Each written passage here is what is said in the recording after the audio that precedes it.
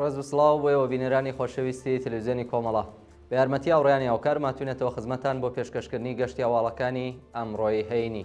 سەرەتا سەردێڕی چەند هەواڵ.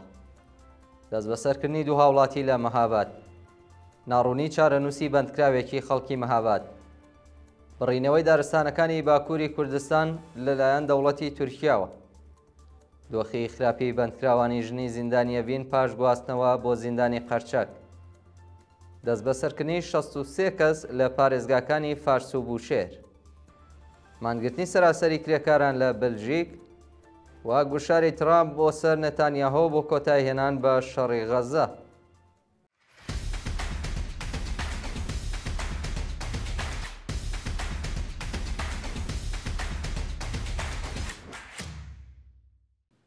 دەست بەسەرکردنی دوو هاوڵاتی لە شاری مەهاباد. لە ڕۆژانی ڕابردوودا دوو برای خەڵکی شاری مەهاباد بە ناوەکانی کامبیز و چالاک محەممەدی لەلایەن هێزە ئەمنیەتیەکانەوە دەست بەسەر کراون. بە پێی زانیاریەکان هەفتەی ڕابردوو هێزە ئەمنیەتیەکانی ڕژیم لە شاری مەهاباد هێرشیان کردووەتە سەر ماڵی باوکی دوو برای خەڵکی مەهاباد بە ناوەکانی کامبیز و چالاک محەممەدی. ئەو دوو گەنجیان بەبێ بەڵگەی قەزایی و بە توند و تیژیەوە دەست بەسەر کردووە. تا کاتی داڕشتنی ئەم هەواڵە هیچ زانیاریەک لەسەر هۆکاری ڕەفاندن و شوێنی ڕاگیرانی ئەو دوو هاوڵاتیە لە بەردەستانیە. ناڕوونی چارەنووسی بەندکراوێکی خەڵکی شاری مەهاباد. بە پێی راپۆرتی ڕێکخراوەکانی مافی مرۆڤ، چارەنووسی بەندکراوێکی تەمەن 6 ساڵی خەڵکی مەهاباد بە ناوی قادر خەرامانفەر پاش دەست بەسەرکردن لەلایەن هێزەکانی حکوومەتەوە بە ناڕوونی ماوەتەوە. ڕۆژی 25 سەرماوەزی 1403 هەتاوی قادر خەرامانفەر لەلایەن هێزە ئەمنیەتیەکانەوە دەست بەسەر و بۆ گرتوخانەی ئیتڵاعاتی ورمێن ڕاگوێزراوە. جێگای ئاماژەیە کە ناوبراو پاش لێپرسینەوە شکنجەی سەخت لە ڕێکەوتی 25 ڕێبەندانی 1403 بۆ زیندانی مەهاباد گوازرایەوە. بە وتەی سەرچاوەکانی هەواڵ، قادر خەرامانفەر تووشی نەخۆشیەکانی دڵ، ئارترۆز و زەختی خوێن بۆ دۆخی تەندروستی ناجێگیرە و ناوەندە قەزای و ئەمنیەکانی ڕژیم لەگەڵ ئازادی ئەو شارۆمەندە بە دانانی وەسیقە ڕەزامەندیان نیشان نەداوە. بڕینەوەی دارستانەکانی باکووری کوردستان لەلایەن دەوڵەتی تورکیاوە. بە وتەی چالاکانی ژینگەی باکووری کوردستان، دەوڵەتی تورکیا بە بیانوەی گەڕان بە دوای نەوتدا هەموو دارستانەکانی چیای گاباری بڕیوەتەوە. بە پێی ئەو دیمەنانەی لە تۆڕە کۆمەڵایەتیەکان بڵاوکراوەتەوە، دارەکان پاش بڕینەوە لە تەنیشت جادەکاندا کەڵەکە کراون و بە بار هەڵگر بۆ ناوچەکانی دیکە دەگوازرێنەوە. بە وتەی ژینگە دۆستان، دەوڵەتی تورکیا لە ساڵی 2012 زاینیەوە بە بیانووی گەڕان بە دوای نەوتدا ڕووبەرێکی زۆر لە دارستانەکانی پارێزگای شەڕناخی بڕیوەتەوە.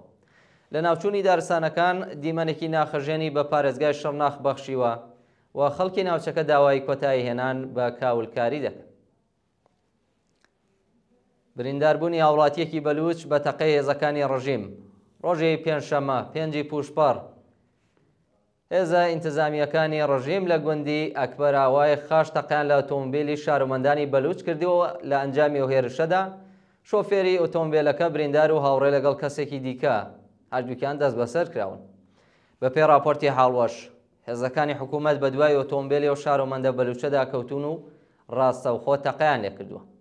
ئۆتۆمۆبیلی ئەو شارۆمەندە بە دوای برینداربوونی شۆفێرەکەی خۆی کێشاوە بە نێو مەڕووماڵاتی خەڵک و بەهۆیەوە 8 سەراژەڵی گوندنشینێکیش لە ناوچوو. دۆخی خراپی بەندکراوانی ژنی زیندانی ئەڤین پاش گواستنەوە بۆ زیندانی قەرچەک. بە پێی راپۆرتی کانونی مافی مرۆڤ ئێران، دۆخی تەندروستی بەندکراوانی ژنی زیندانی ئەڤین پاش گواستنەوەیان بۆ زیندانی قەرچەکی وەرامین ناجێگیرە و لە هەموو ئیمکاناتێکی ڕێفاهی بێبەش کراون. بە وتەی ڕایحانان ساریفەرد، بەندکراوانی ژن لە ساڵۆنێکی قارەباڵغدا لە زیندانی قەرچەق زیندانی کراون. دۆخی سرویسە بێداشتیەکان زۆر خراپە و بەشێک لە بەندکراوانی بە ساڵاتچووی نەخۆش لە دەرمان بێبەش کراون و گیانیان لە مەترسی جددیدایە.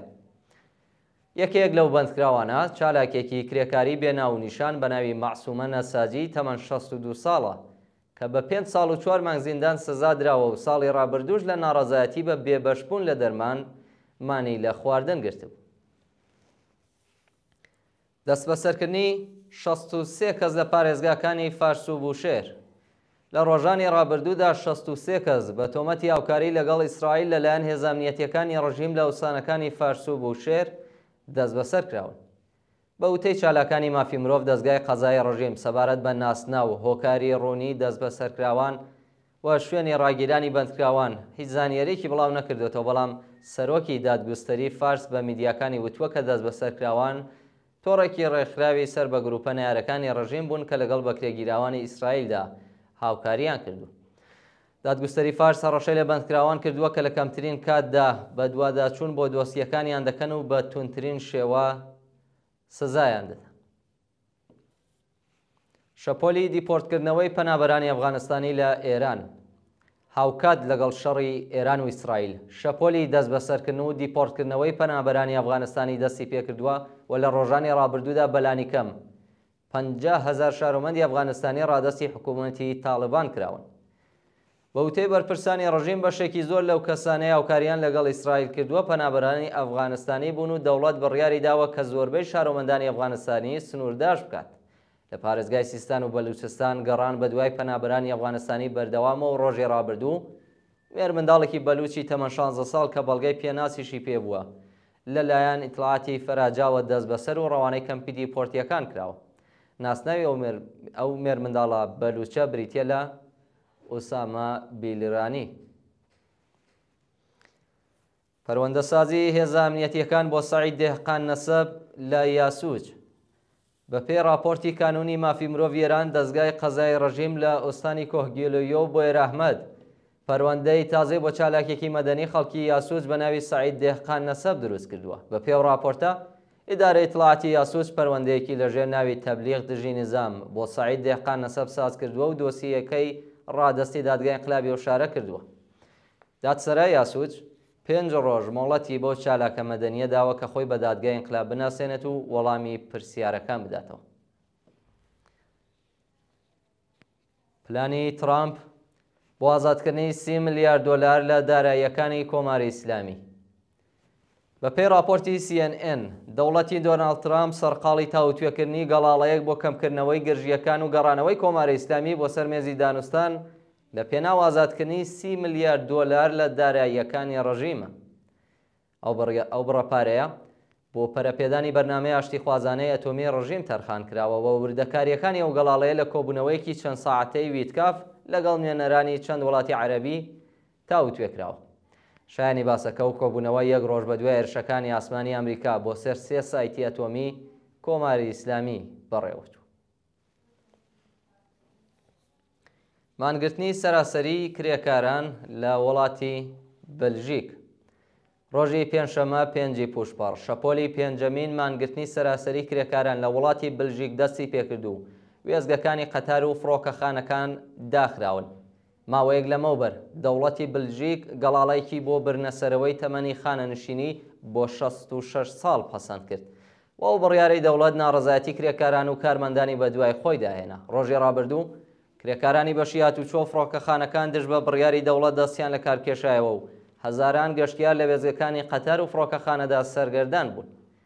کرێکارانی ناڕازی بە خۆپێشاندان لەسەر شەقام خوازیاری کەمکردنەوەی تەمەنی خانەنشینی و زیادکردنی یەقدەستەکانیان بوون. گوشاری ترامپ بۆ سەر نێتانیاهۆ بۆ کۆتایی هێنان بە شەڕی غەزە. بەپێی راپۆرتی یۆرۆنیوس بێنیامین نێتانیاهۆ لەگەڵ گەڵاڵەی دۆناڵد ترامپ بۆ کۆتایی هێنان بە شەڕی غەزە لە 2 هەفتەی داهاتوودا ڕەزامەندی نیشانداوە.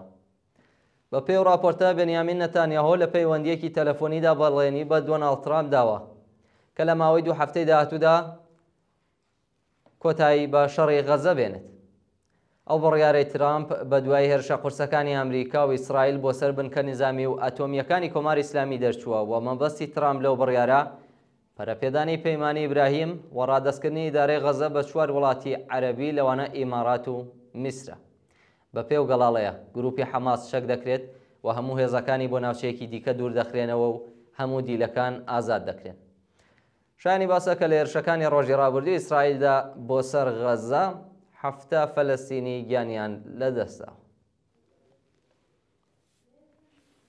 بە دوایین هەواڵمان سەبارەتە بە محاکمەی غیابی 10 تۆمەتباری تەقینەوە لە ئارژانتین.